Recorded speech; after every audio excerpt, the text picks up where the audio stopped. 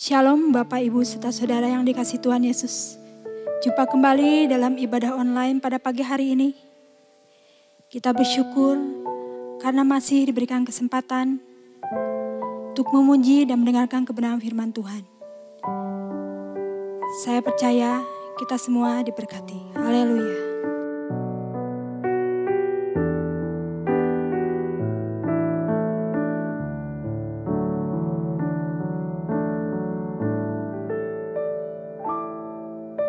Mata kami tertuju padamu, kekuatanku hanya di dalam-Mu,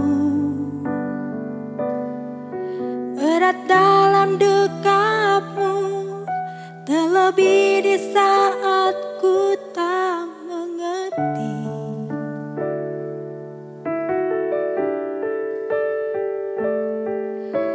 Ku pilih untuk tetap percaya, ku pilih untuk tetap menyembah-Mu. Kau pernah menolongku, Kau punya 1000 cara untuk angkatku.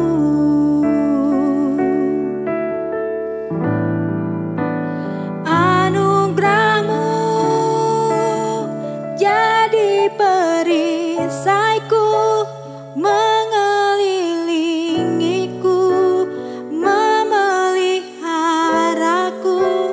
Anugerah-Mu untuk seumur hidupku.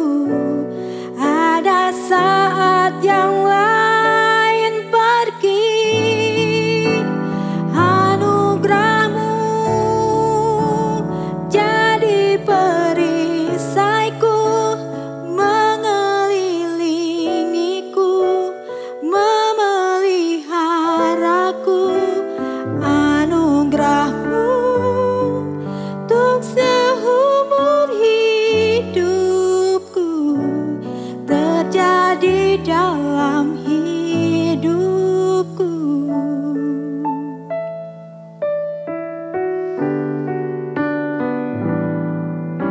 Ku pilih untuk tetap percaya, ku pilih untuk tetap menyembah-Mu. Kau pernah menolongku, Kau punya 1000 cara untuk angkatku.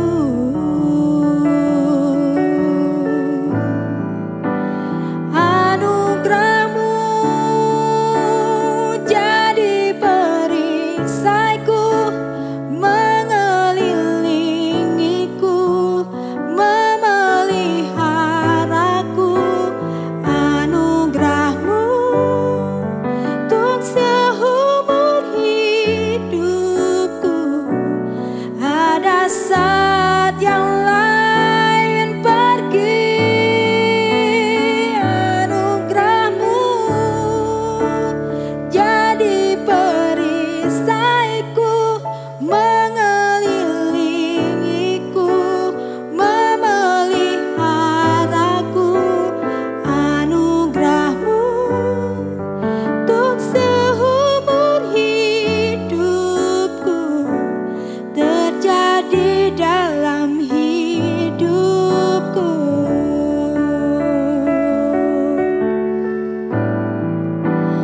Anugerah-Mu jadi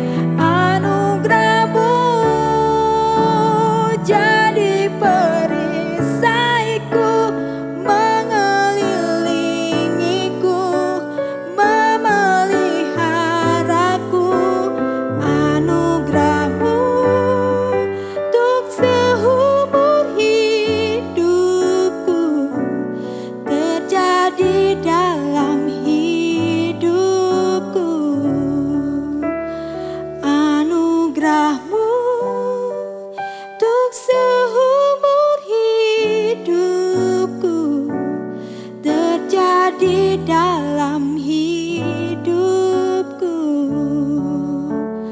Anugerahmu untuk seumur hidupku terjadi dalam hidupku.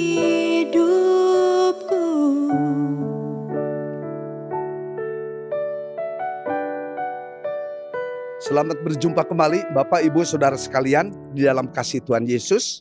Mari kita akan tundukkan kepala terlebih dahulu. Kita menyerahkan pemberitaan firman Tuhan di dalam tangan pimpinannya.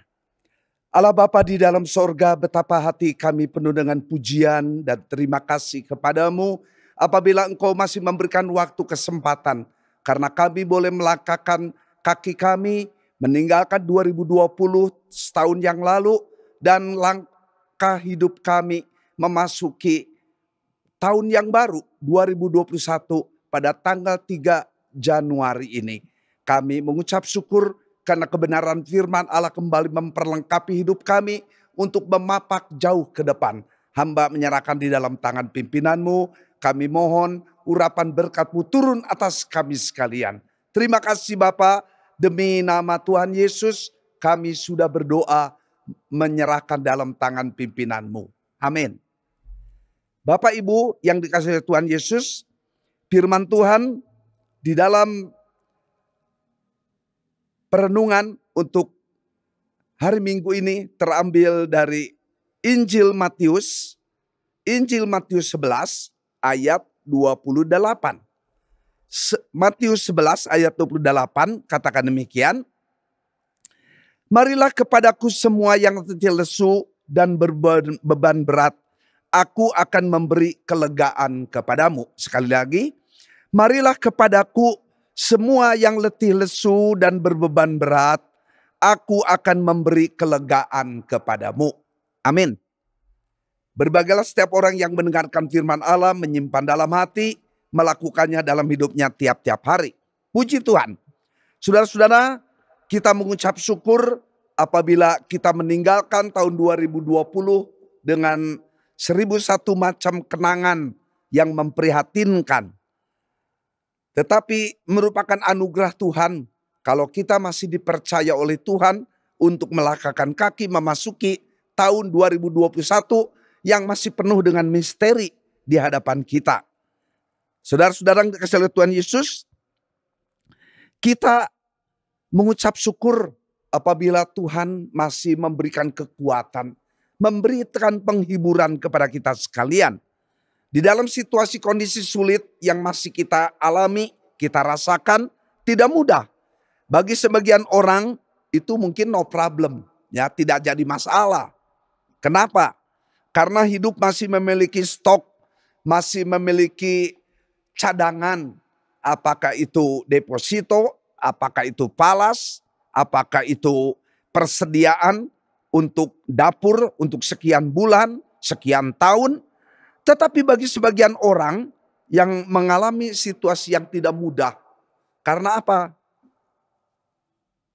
Gaji dikurangi, jam kerja dikurangi. Bahkan ada yang mengalami PHK. Dagang yang tidak ada pembeli. Bisnis yang mandeg. Dan saya dengar satu bos pabrik tekstil, gudang-gudang penuh. Tidak bisa untuk dipasarkan. Demikian juga keluarga-keluarga, istri, anak, suami harus makan. Tetapi mereka mengalami kesulitan. Tidak ada uang lebih, selalu pas-pasan tiap hari. Pada waktu terjadi pandemi COVID ini, shock mereka, kaget. Karena tiba-tiba tanpa diduga memang muncul pandemi COVID-19. Pandemi ini artinya penyakit menular, ya, menyerang. Bukan saja di kota besar, kan kota kecil juga. Bukan saja di Jawa Barat, seluruh Jawa. Bahkan seluruh Indonesia. Bahkan seluruh dunia kena dampaknya. Oleh karena itu terjadilah gejolak ekonomi. Terjadilah gejolak sosial. Terjadilah gejolak pendidikan yang akhirnya amburadul. Demikian juga ibadah-ibadah yang harus dibatasi. Tidak boleh lebih dari 70. Kita prihatin melalui sikap kejadian ini. Bagaimana sikap orang-orang percaya? Saudara-saudara, sungguh melelahkan, sungguh capek rasanya ini. Tidak gampang untuk apa ini? Menghadapi, mengalami situasi atau realita ini. Oleh karena itu, belum lama ini saya mendapatkan artikel dari satu teman kami. Kami dulu di forum RW ini ada kontak-kontak nih, satu kepada yang lain. Nah, mereka memang beda dengan saya. Mungkin saya dari 10 RW nih satu-satunya mungkin yang Kristen nih. Yang lainnya non-Kristen. Dia mengirim kepada forum RW apa, katakan demikian. Tahun 2020 menjadi sejarah panjang dalam abad ini. Sejarah yang sama bahkan di belahan dunia manapun. Tahun di mana kita hidup ini tahun 2020 hanya menikmati 60 hari saja. Hidup berkumpul dengan normal. Saat kita memasuki awal tahun ini, maksudnya tahun 2020. Tapi setelah itu, setelah lewat bulan Februari, masuk bulan Maret, hidup dengan seluruh protokol kesehatan yang harus kita patuhi. Tiba-tiba saja seluruh proses kehidupan berubah. Tiba-tiba saja kita semua mempunyai kebiasaan yang sama. Tiba-tiba saja kita semua mempunyai kekhawatiran yang sama. Ketakutan yang sama. Kegelisahan yang sama. Mengapa? Kita harus, meskipun agama kita berbeda, isi doa kita pun menjadi sama. Kita tertunduk, kita memohon agar kita dapat kembali seperti dulu. Tanpa masker, tanpa jarak. Biasanya letih sekali, rasanya letih sekali menjalani tahun ini. Maka kadang sulit terpejam ketika malam telah jauh dari larut. Ada rindu yang mungkin hanya bisa terungkap dalam kata dan lisan. Selalu ada keinginan untuk memeluk orang yang kita kasihi. Seperti dahulu biasanya kita lakukan. Tanpa resah ketika kita ingin memeluk. Dalam ruangan saat bersama kita harus membuat jarak satu dengan yang lain. Ada bosan juga sambil menggerutu. Kapan semua ini selesai? Tetapi kita tahu dan bahkan yakin karena kita makhluk beragama yang dengan sadar menyadari penuh bahwa jagat raya ini ada pemiliknya, Sang Halik. Pasti punya rencana ketika kita semua tertegun karena tiba-tiba saja dunia menjadi hening dan diselimuti takut yang sama. Kita takut untuk sesuatu yang tak kasat mata dan seterusnya. Saudara, waktu saya baca ini saya terenyuh sekali. Itulah sikap umum. Sikap saudara-saudara kita yang perlu kita kasihi. Mereka ada di dalam kekecewaan, ada di dalam keputusasaan. Karena kemana mereka harus bermuara segala doa permohonan. Ya memang kepada Allah pencipta langit dan bumi. Tapi tidak jelas pribadi yang mana. Itu pertanyaan pertama untuk saudara-saudara kita. Tapi untuk orang yang percaya kepada Yesus, di tengah-tengah keletihan yang sama, mungkin ketakutan yang sama, keraguan yang sama, tapi ada beda. Apa bedanya? Kita percaya Allah pencipta langit dan bumi beserta dengan segala isinya di dalam pribadi Yesus Kristus yang sudah menjadi Tuhan Juru Selamat hidup kita. Maka di tengah-tengah rasa letih, lesu, beban berat, dalam pekerjaan, dalam bisnis, usaha dagang, bahkan dalam rumah tangga, bahkan lebih lagi di dalam kiprah pelayanan kita. Kita merasakan ada satu ketidaktenangan. Rasanya beban kita ini jadi lebih berat dari biasanya. Saudara-saudara, di tengah-tengah situasi yang tidak mudah, tiba-tiba terdengar firman Tuhan ini. satu undangan Tuhan kepada kita. Orang-orang percaya, umat Allah segala abad, segala zaman. Marilah kepadaku semua yang letih lesu dan berbeban berat. Aku akan memberi kelegaan kepadamu. Saudara-saudara, ini bagaikan kita ada di padang pasir. Pernah saudara ke padang pasir? Saya pernah. Saya pernah ada di hutan rimba. Saya pernah ada di tengah-tengah padang rumput yang begitu luas. Saya pernah ada di satu sungai yang begitu jeramnya, begitu tajam sekali air terjun ini. Saya juga pernah ada di padang pasir. Bagaikan seteguk air yang boleh saya reguk. Waktu mendengarkan undangan Tuhan. Ajakan Tuhan. Marilah kepadaku semua yang letih lesu. Bapak, ibu, saudara, dan saya, kita letih lesu. Hari berganti hari. Minggu berlalu minggu. Bulan lepas bulan. Tak terasa toh. Akhirnya kita tinggalkan 2020 dengan 1001 macam kenangan yang memprihatinkan. Saya pernah katakan, mengapa di Amerika muncul lagu-lagu Natal, kami nanti akan ada di rumah. Kami merasakan ada Blue Christmas. Kenapa ada istilah Natal? Kelabu. Natal yang memprihatinkan. Oh, kemudian saya menggali itu. Mengapa? Pengarang lagu-lagu Natal di Amerika, kok soal nasib, soal keadaan pribadi atau keluarga dimasukkan di dalam lagu Natal. No, akhirnya saya mengetahui latar belakang. Lagu-lagu itu dikarang pos tahun 45. Sesudah Perang Dunia Kedua. Berapa banyak suami atau istri, orang tua atau anak harus pergi ke medan perang. Untuk berperang di sana. Jadi waktu Natal itu tidak lengkap ini keluarga. Tapi kemudian ada juga papahnya atau anaknya, istrinya pulang ke rumah tepat Natal.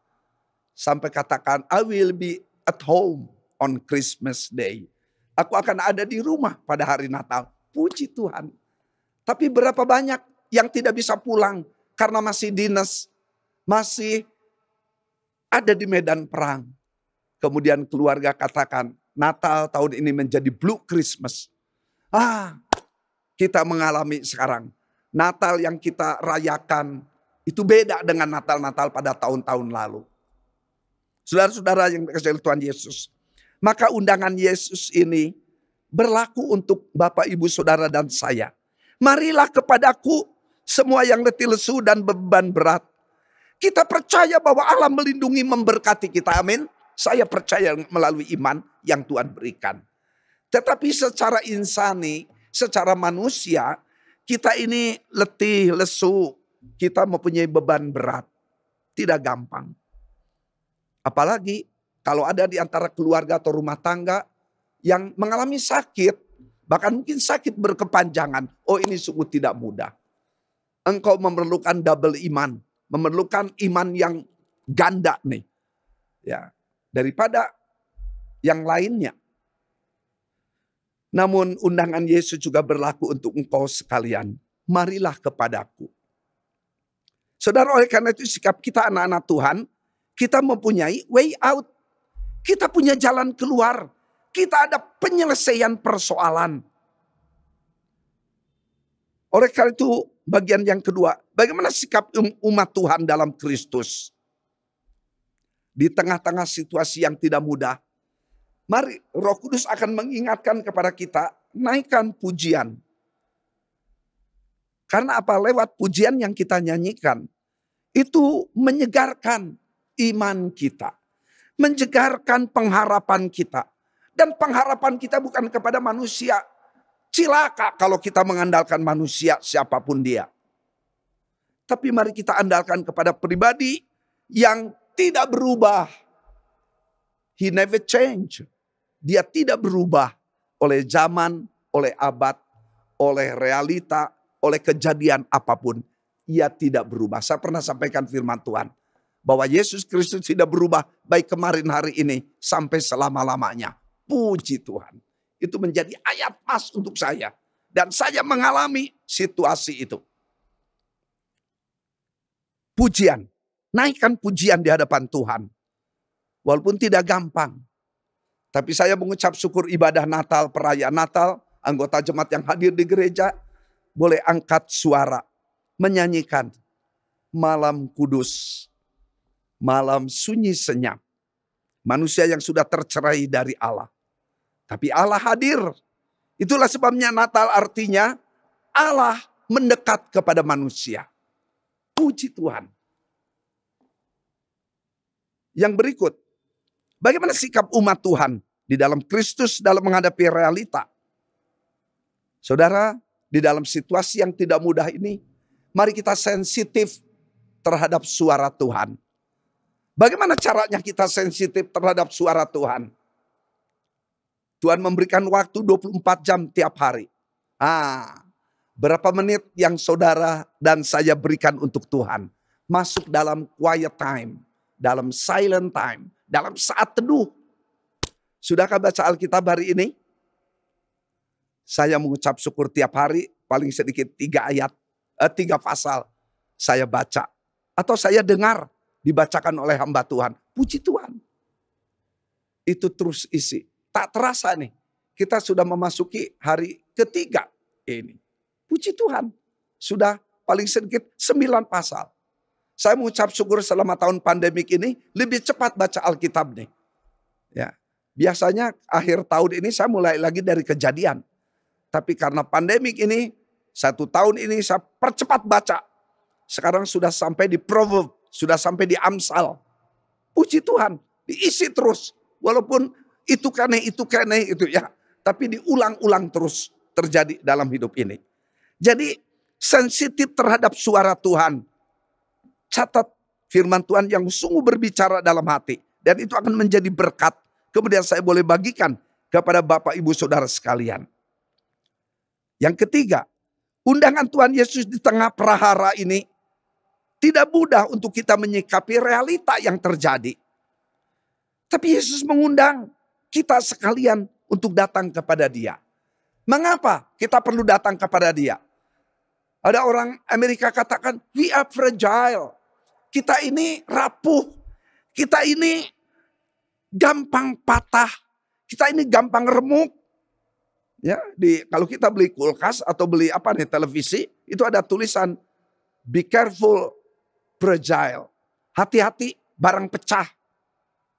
Di dalam Ayub 13 ayat 28 katakan, dan semuanya itu terhadap orang yang sudah rapuh, seperti kayu lapuk, seperti kain yang dimakan gegat. Saudara, di dalam Ayub 13, 28, kita ini rapuh. Di dalam Daniel pasal yang kedua ayat 42 katakan, tetapi sebagaimana jari-jari kaki itu sebagian dari besi dan sebagian lagi dari tanah liat, demikianlah kerajaan itu akan menjadi keras sebagian dan rapuh sebagian. Ada negara yang kuat, tapi ada negara yang rapuh. Tapi bagaimanapun itulah manusia yang boleh diberikan oleh Tuhan kepercayaan untuk memimpin. Tetapi sekali lagi manusia itu rapuh, manusia itu fragile. Sadarilah, kita ini di hadapan hadiratnya istilahnya doing nothing. Tidak bisa melakukan apapun lebih. Kita ini nol besar di hadapan Tuhan. Tapi Allah itu bermakna. Allah itu berarti dia mempunyai high value. Dia mempunyai harga yang begitu tinggi, ya begitu dahsyat bagi kita. Puji Tuhan. Saudara-saudara, dalam sikon genting ini dengarlah suara Tuhan melalui kitab suci. Berdoalah, berserulah kepada Tuhan Yesus yang sudah mati tapi hidup pada hari ketiga. Ia care, ia peduli. Mari kita praktekkan iman percaya kita kepada Tuhan. Tiap-tiap saat, tiap-tiap kejadian. Supaya apa? Beban yang kita pikul tidak menjadi berat lagi. Tapi Allah menolong, Allah meringankan. Allah memberikan way out tiap persoalan yang kita hadapi. Marilah kepadaku yang letih lesu, berbeban berat. Aku akan memberikan kelegaan kepadamu. Puji Tuhan. Saya mengucap syukur untuk tiap way out yang Tuhan berikan tepat pada waktunya. Di tengah-tengah situasi pandemik yang tidak gampang. Dan kami keluarga boleh menjadi berkat untuk orang lain. Ya ibu cucu nih senang sekali. Kalau ada anggota jemaat, saya nggak ada pekerjaan, saya nggak ada kegiatan, saya perlu uang. Ibu cucu katakan, mau nggak bekerja? Merawat untuk orang sakit, merawat untuk orang tua. Ada anggota jemaat kita, mau. Puji Tuhan. Akhirnya dia dapat gaji berapa? Dari 2,5 juta. Kemudian ibu ini nggak ada yang masak. Bisa nggak masak? Bisa ibu, menunya apa? Ini saya kasih menuin. Oh bisa ibu. Dikasih lagi 1 juta. Saudara sekarang gajinya sudah berapa dia? 4,5 juta tiap bulan. Kan lumayan itu. Daripada meratapi nasib yang terjadi. Puji Tuhan. Ya, belum lagi satu. Datang lagi satu. Ibu, saya ingin bekerja. Seperti ibu juga saya dengar lagi cari. Ya mau. Ada satu ibu yang mau dioperasi. Dia memerlukan teman, memerlukan perawat. Mau ibu? Puji Tuhan. Saudara-saudara, oleh karena itu saya juga mengucap syukur. Waktu saya akhirnya diberhentikan dari jabatan ketua RW diganti dengan yang lain yang terpilih. Saya mengucap syukur bahwa selama 3 tahun ini mensejahterakan warga. Walaupun belum sejahtera. Saya mengucap syukur bahwa waktu perpisahan ada kru yang menolong saya di RW. Mereka pada sedih, mereka pada nangis. Bapak katanya, biarlah diberkahi oleh Yang Maha Kuasa. Saya bilang amin, terima kasih doa-doanya. Bapak kalau ada memerlukan pertolongan kami warga, kami siap. Aduh saya bilang hatur nuhun. Mari hidup kita boleh menjadi berkat untuk orang di sekitar kita. Saya ditolong oleh Ibu Yeni sebagai bendahara RW. Dulu waktu saya terima jabatan ketua RW, itu hanya saldo 1 juta. Tapi kemarin saya serahkan itu keuangan kepada RW baru. Berapa itu? Ada 3 juta lebih. Puji Tuhan. Ya, Alkitabiah saya bilang katakan kepada rekan-rekan di pelantikan itu. Yang Kristen maksudnya. Ya, kami dapat 1 juta. Sesudah 3 tahun dapat lebih. 2 juta lebih. Ini saya bilang saldonya ada 3 juta lebih. Nah nanti kalau RW yang lama. Ini paling sedikit harus 5 juta nih ada saldo. Saya bilang kalau bisa 10 juta. Saudara-saudara, oleh karena itu saya mengucap syukur. Kesimpulan dari firman Tuhan. Undangan Tuhan Yesus di tengah-tengah situasi yang tidak mudah. Mari kita tetap beriman. Bahwa Allah tetap beserta dengan saudara. Allah beserta dengan saya. Allah beserta dengan kita semua. Sejauh mana kita tetap berjalan di dalam garis kehendak Allah. Saudara, kita yang lelah, kita yang capek. Mengalami satu realita yang situasi sulit yang tidak gampang ini. Mari kita dengan kerendahan hati mau datang di hadirat Allah yang kudus, damai, dan memberikan perteduhan bagi jiwa yang lelah, jiwa yang capek karena realita yang terjadi. Puji Tuhan, Tuhan memberkati kepada kita sekalian. Amin. Mari kita tundukkan kepala kita berdoa. Allah Bapa di dalam sorga, terima kasih untuk hari ketiga yang boleh kami masuki pada bulan yang baru, tahun yang baru ini. Kami mengucap syukur bahwa Allah perhatikan kami. Allah tetap care. Allah dekat dengan kami. Oleh karena itu Allah melihat berapa banyak umat-Mu Tuhan yang lelah, yang letih, yang lesu setelah melewati tahun 2020 ini. Dan kami kembali disegarkan oleh firman-Mu yang boleh kami terima saat ini. Memberikan pengharapan yang baru, memberikan kekuatan yang baru di dalam kami memapak ke masa depan yang ada di hadapan kami. Apabila Tuhan tidak menolong kepada kami, kami rapuh, kami tak berdaya. Namun kami mengucap syukur untuk kekuatan yang Kau anugerahkan sebagai umat-Mu Tuhan. Sementara berapa banyak orang yang tidak atau belum percaya Yesus, mereka mengalami situasi yang lebih sulit daripada kami. Oleh karena itu betapa bersyukurnya kami percaya kepada Yesus karena Engkau peliharakan kami. Engkau peduli kepada kami. Kami menyerahkan Tuhan untuk Bapak Presiden kami Jokowi dalam kesehatannya, di dalam ia mengatur pemerintahan yang dibantu oleh para menteri untuk mereka selalu ingat kepada sumpah jabatan. Demikian juga para gubernur, para wali kota, bupati, sampai kepada camat, RW, RT di daerah kami masing-masing. Untuk mereka boleh berlaku jujur di hadapan Tuhan. Bapa dalam sorga, kami percaya Engkau tidak biarkan kami terombang-ambing oleh situasi yang tidak mudah ini. Terima kasih untuk pemerintah kami yang boleh membeli vaksin yang didatangkan dari luar negeri yang sudah tiba, siap disosialisasikan. Sehingga kami mempunyai daya tahan tubuh di hadapan Tuhan yang baik. Terima kasih Tuhan. Hamba menyerahkan untuk gereja-gereja dengan para pimpinannya di dalam tangan pemeliharaan-Mu. Kami percaya tidak lama lagi bangsa dan negara kami boleh dipulihkan. Perusahaan kembali boleh buka. Demikian juga kantor-kantor dibuka. Pabrik-pabrik kembali berjalan, berproduksi. Hamba menyerahkan semua para karyawan-karyawati di dalam pimpinan dan pemeliharaan-Mu. Terima kasih Tuhan. Hamba menyerahkan juga untuk jemaat GGP Maranatha Cimahi. Hamba mohon pertolongan-Mu di dalam tiap keluarga yang mengalami kesulitan. Sehingga mereka mendapatkan way out. Demikian juga mereka yang dalam kelemahan tubuh. Mereka yang dalam keadaan sakit. Baik yang ada di rumah-rumah sakit atau di rumah-rumah mereka. Hamba mohon berkat-Mu turun. Baik obat vitamin yang dipakai. Terutama makanan yang boleh dinikmati. Demikian juga udara yang boleh dihirup. Dalam nama Tuhan Yesus. Jadikan itu sarana yang boleh memberikan kesembuhan kepada mereka. Terima kasih Bapa. Demi nama Tuhan Yesus, kami menyerahkan juga untuk ibadah-ibadah yang diselenggarakan di Gereja Gerakan Pentakosta Maranatha Cimahi. Biarlah semua boleh berjalan dengan baik, walaupun kami secara ketat tetap memfungsikan 5M, tetap memakai masker, mencuci tangan sesering mungkin. Demikian juga untuk kami menjauhi kerumunan. Dan kami memberlakukan PSBB di dalam ibadah kami. Sesuai anjuran dari pemerintah. Terima kasih Bapa. Di dalam nama Tuhan Yesus kami sudah berdoa dan mengucapkan syukur. Kasih dari Allah Bapa, anugerah dari Tuhan Yesus Kristus, persekutuan dalam pribadi Roh Kudus memberikan kekuatan, pertolongan dan pemeliharaan turun atas engkau sekalian sampai Maranatha, kedatangan Tuhan Yesus yang kedua kali. Amin. Salam sehat selalu, Tuhan memberkati. Amin.